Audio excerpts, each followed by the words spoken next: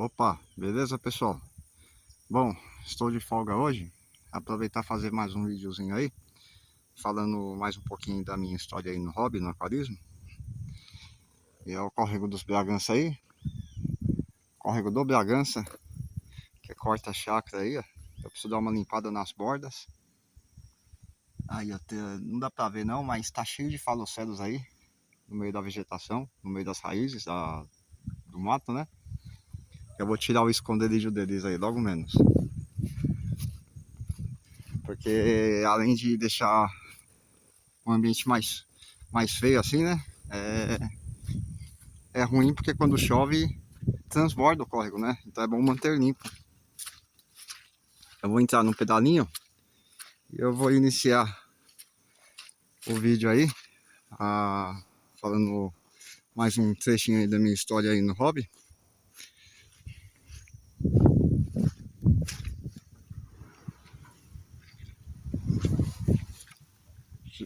Deixa eu ajeitar aqui.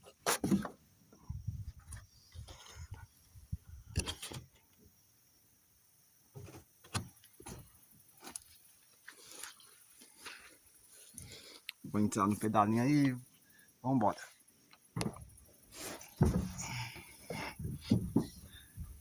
É isso aí.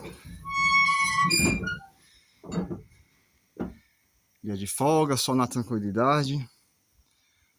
Aqui é uma paz, uma tranquilidade que absurda, viu? Eu sou apaixonado por isso aqui. Não pela chácara em si, mas sim pelo ambiente, né? É um lugar muito gostoso aqui. Bom, no último vídeo eu falei da época que eu estava para completar 8 anos de idade. Foi a fase que eu comecei a surrupiar, a roubar as panelas da minha avó para ficar colocando meus peixes, né? Meus guaruzinhos, meus guppies selvagens.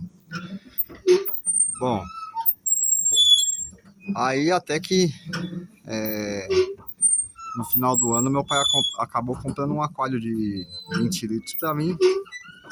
Aí eu peguei todos os peixinhos que estavam espalhados entre as panelas da minha avó, os potes que ela usava para bater massa de bolo. Aí eu acabei devolvendo para minha avó e colocando os peixinhos tudo dentro desse aquário, de todos os tamanhos. E nessa eu fui mantendo aí, e me divertindo e aprendendo, né? É como eu já falei, foi a minha fase de entendimento do hobby. Entender o que é os poecilídeos. E a paixão foi crescendo, né? A chama foi ficando mais intensa, a paixão pelos poecilídeos. Beleza, só que o tempo passou, aí eu peguei o aquário grande, que era do meu pai, que acabou se tornando o meu, né? Eu peguei o aquário grande e eu parei de focar em outros peixes, que até então eu focava mais em caracídeos, pequenos ciprídeos, coridoras, esses peixes mais, vamos dizer assim, mais populares aí dentro do hobby, de pequeno porte, né? Eu comecei a focar mais em poecilídeos. Aí eu via um poecilídeo bonitinho na loja, eu já comprava e colocava no aquário, daquele jeito, sempre morrendo, sempre morrendo. Eu não tinha muita noção de manejo na época, né? Como eu falei, eu estava em fase de aprendizado, de conhecer o hobby em si. Eu não manjava nada, ainda mais que naquela época você conseguir informação era muito difícil. Não era igual hoje. Hoje você só dá um Google ali, você já encontra tudo que é informação que você precisa. Você quer assistir uma informação falada, é só você entrar numa plataforma do YouTube, por exemplo, que você vê 300 vídeos falando de algum assunto de que você tenha dúvida. Hoje em dia as coisas são fáceis, as informações estão tudo aí, disponíveis para quem quiser ver. Antigamente não era assim. Para você conseguir informações, ainda mais criança, era muito difícil. Para você conseguir informações, você tinha que interagir com pessoas do hobby, né? Ou ficar comprando livros caros, importados, para conseguir é, acrescentar conhecimento dentro do hobby. Tinha muitos livros nacionais, mas os melhores eram os importados. E além de você pagar caro nos livros na época, livros, revistas didáticas, você tinha que saber ler outras línguas. Ou seja, para uma criança isso é impossível quase. A criança tem que ser super dotada e tem que ter uns pais com uma condição financeira muito boa. Mas assim, no modo geral, assim, tanto para criança quanto para adulto, até para adulto era difícil, porque não bastava comprar aquelas revistas didáticas ou livros com informações se não soubesse ler outras línguas. Era bem complicado nessa época. Hoje a gente está em tempos bons em relação a informações.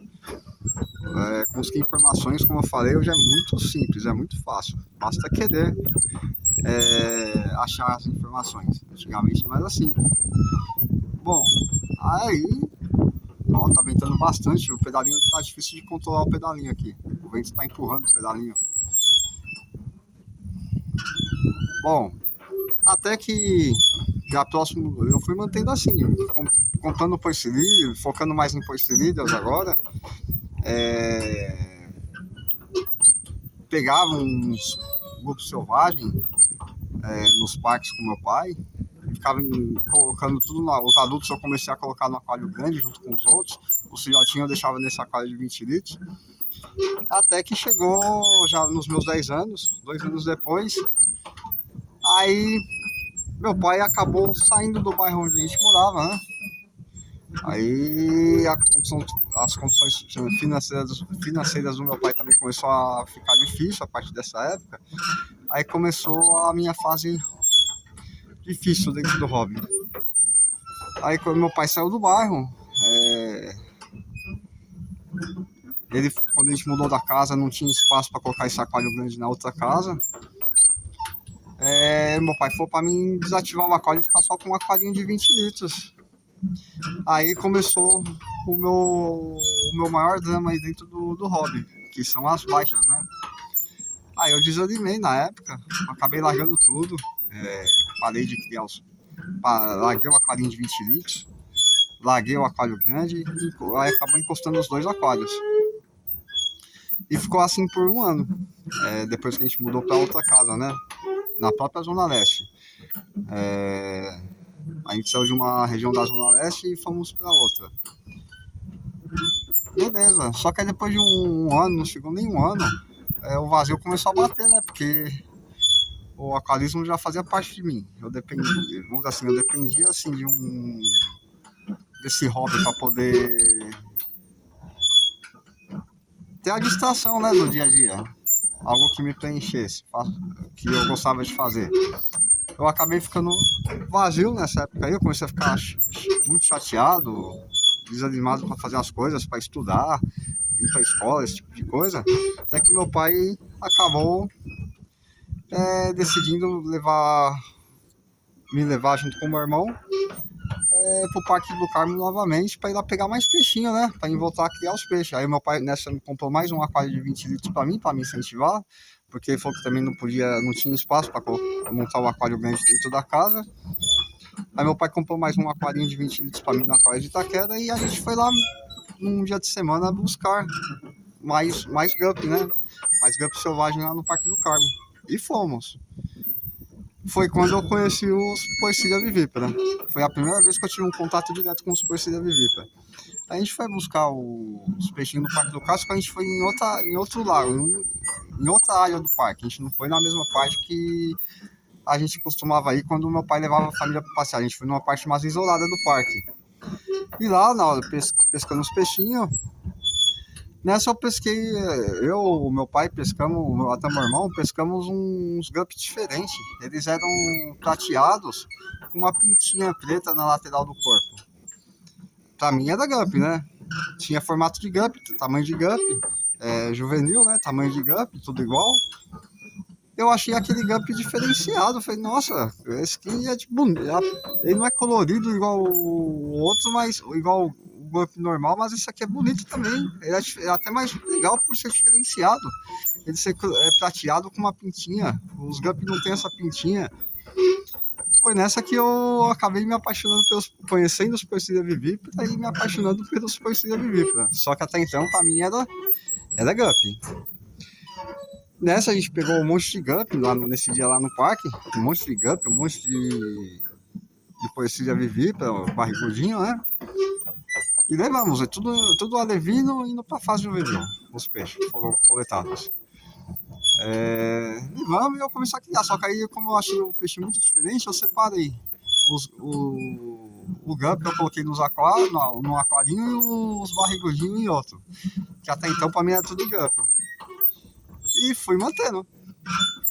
E, como sempre, dando aquela raçãozinha vagabunda e pão para os peixes comerem. E fui tocando aí os peixes dessa forma aí. Aí eu voltei a ficar, vamos dizer assim, me sentir preenchido. Aí comecei a ter ânimo para as coisas novamente, estudar, basicamente estudar, as coisas do dia a dia, né? Eu comecei a ter ânimo novamente, porque eu estava me preenchendo com um passatempo de novo, que é uma coisa que eu gostava de fazer. E assim foi. Fui tocando o aquário com o tempo e daquele jeito, os peixinhos cresciam e tudo mais.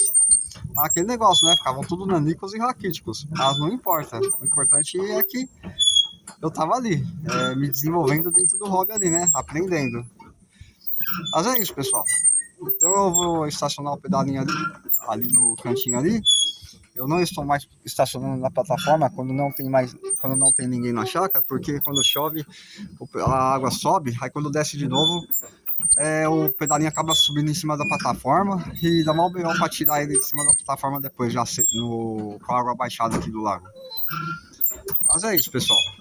Então esse aí é mais um pouquinho da minha história aí dentro do hobby. Quando começou a minha fase de baixas dentro do hobby, que foi o meu maior o meu maior inimigo dentro do hobby, do aquarismo, mas eu vou falar isso com o tempo aí. É o meu maior inimigo do hobby aí, são as minhas baixas dentro do hobby, que me torturou aí por longos anos aí. E foi quando eu conheci os Persília Vivípara, que seria o peixe que eu seria apaixonado pelo resto da vida também.